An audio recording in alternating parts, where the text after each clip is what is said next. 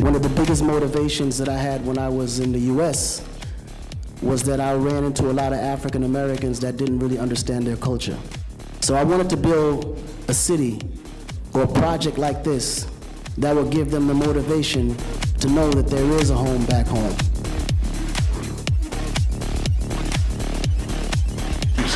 Fantastique. Merci beaucoup.